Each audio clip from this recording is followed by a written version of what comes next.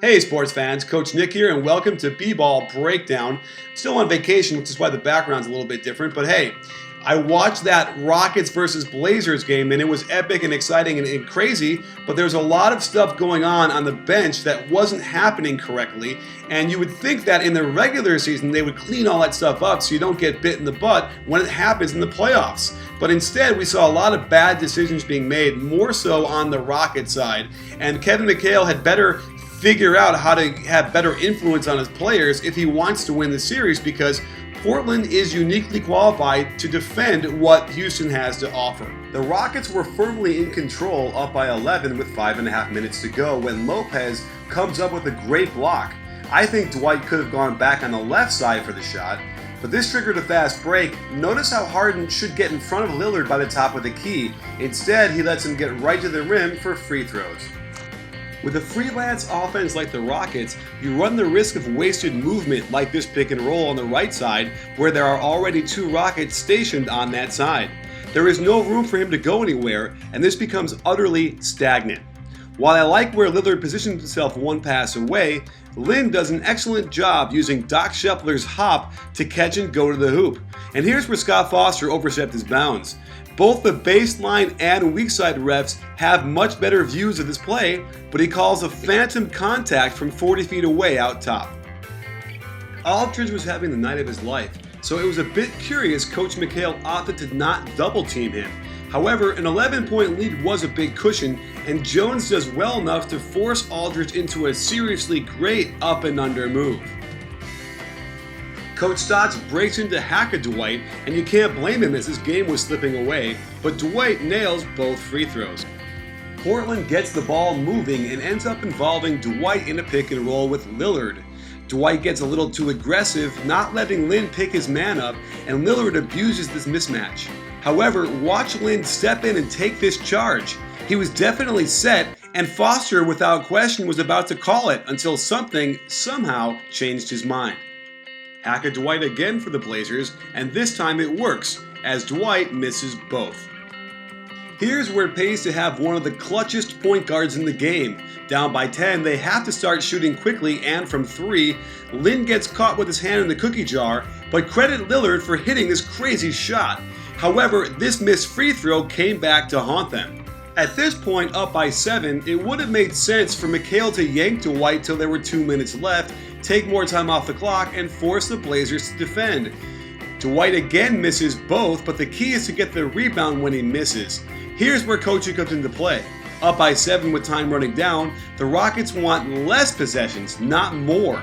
So it was imperative they run the clock down before shooting. Harden does the opposite, and playing this way is the only way to let Portland back in this game. McHale got caught with his pants down by having a bigger lineup on defense against the Blazers team playing Batum at power forward.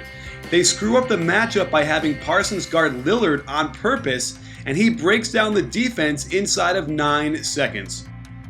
Again, the Rockets have a decent lead and need to reduce the number of possessions by holding the ball a little longer. Instead, Harden goes right away. Unfortunately, they completely miss a foul across his arm, another Foster blown call, and this gets Lillard on the break. Jones needs to see his man is nowhere near the play and come over to help. Instead, Lin has no prayer of stopping him. Nice wrong-footed finish by Dame. Too often, the Rockets' offense has no purpose and leads to this fishing expedition by Lin, who has nowhere to go and gets stripped. If they had just waited another 7 seconds, who knows how this game ends up. McHale finally took out Dwight to stop him from getting fouled, but that means Terrence Jones needs to guard him in the post. I'm flabbergasted they didn't double team since it's now a 3-point game, and LaMarcus Aldridge gets an and one from 5 feet away. Finally, the Rockets try to run some time off, but now it's too late. The game is tied. They should run a solid set to get them a good shot. Instead, it looks like a freelance 1-2 pick and roll, but this is the only place Portland can switch and not lose a beat with Wes and Batum. Harden is allowed to switch pivot feet, then hits a tough step back from 22. Houston could have called timeout up by 2 to get Howard back in the game, but instead Aldridge goes to work again, no double team, and the Rockets almost get away with it when Aldridge misses a crucial free throw. Clinging to a 1-point lead, McHale can't put Dwight back in because the possession started with more than 2 minutes left and Portland would have fouled him. So rather than a play to get a good shot, they put Terrence Jones in position to dribble the ball no less than 14 times out on top. With no time left, Harden is forced to jack up a long three. It's almost as if there's no coach out there. The Blazers go to work with Aldridge again in the post, and this time Harden comes to double, but it doesn't look planned at all. And when two players go to close out on Matthews, it leaves the basket area vulnerable to an offensive rebound. With Dwight sitting on the scorer's table, he has to watch as Aldridge takes advantage of Jones again, up until the point where Aldridge forgets to bring the ball with him. Inexcusable turnover. And then the Rockets come down, give the ball to Harden, and let him attack early before the defense is set up, getting the extremely tough and one. No one seemed willing to win this game as it's Harden's turn to miss a crucial free throw. Down 3 and Dwight back in, Portland has a perfect 2-for-1 opportunity, but it doesn't mean you just toss up a shot.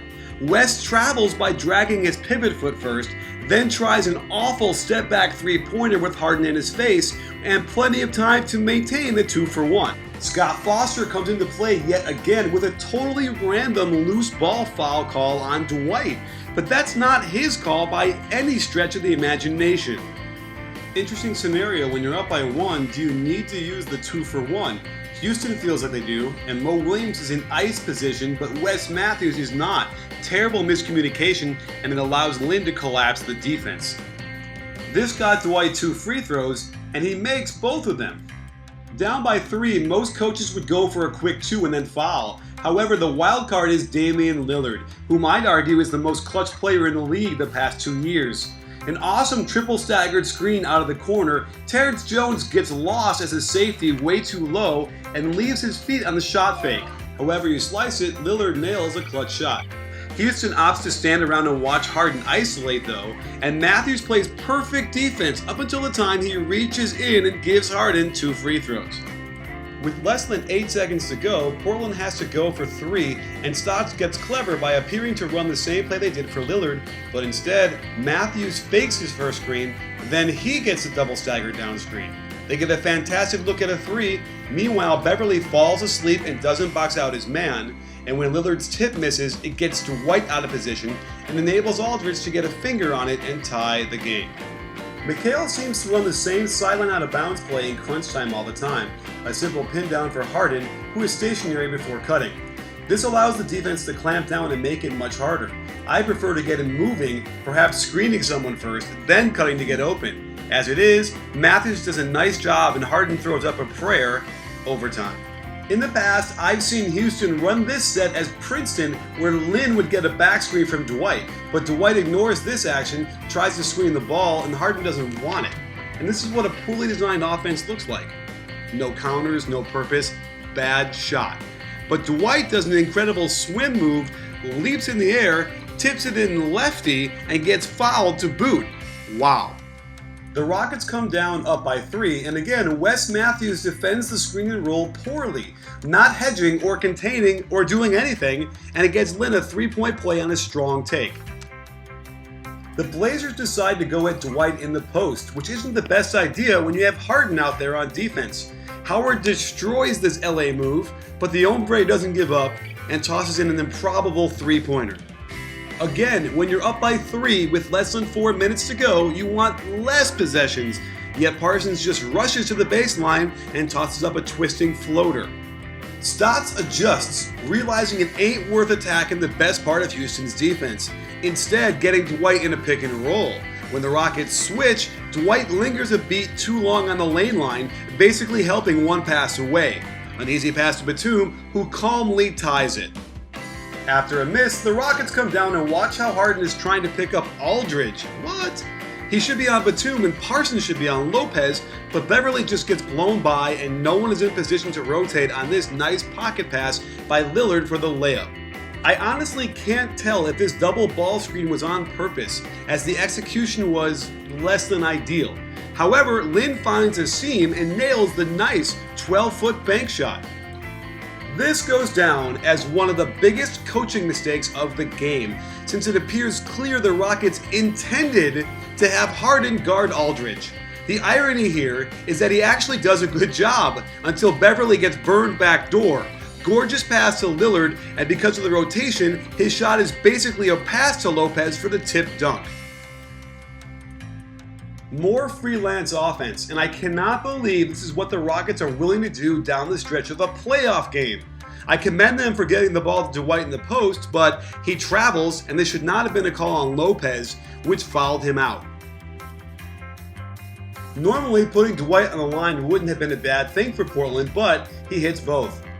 Watch Beverly erase Lillard from this play with his awesome denial defense. It completely blows up the offense, and all Mo Williams can get is a pick and pop for an Aldridge long miss.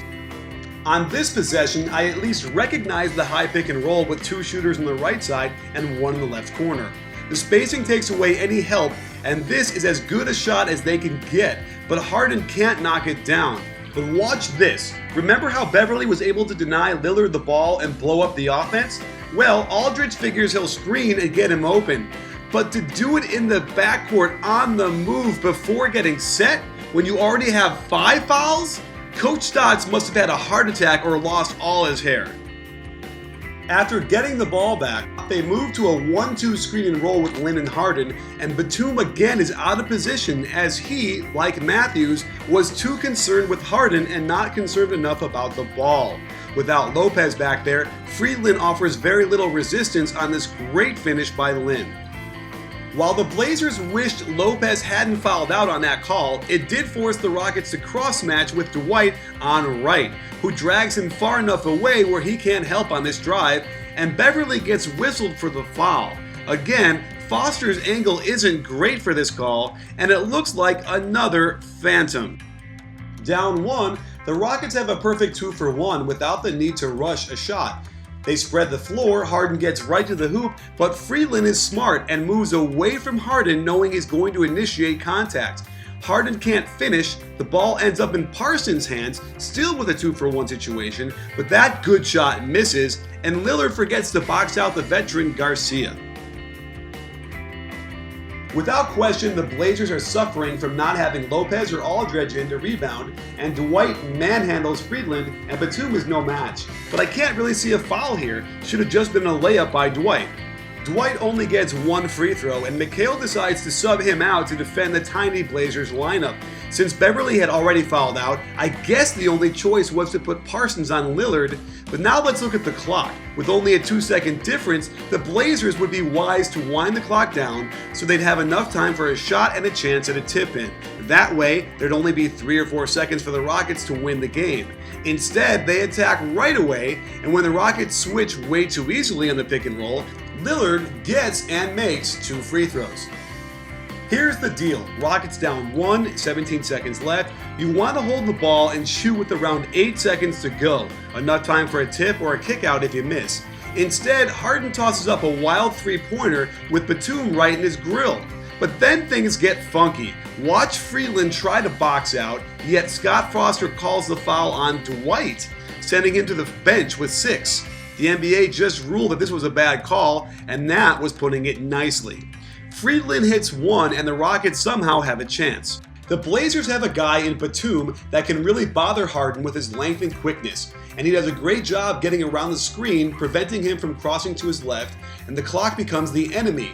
Harden can't knock down the shot, and the game is over.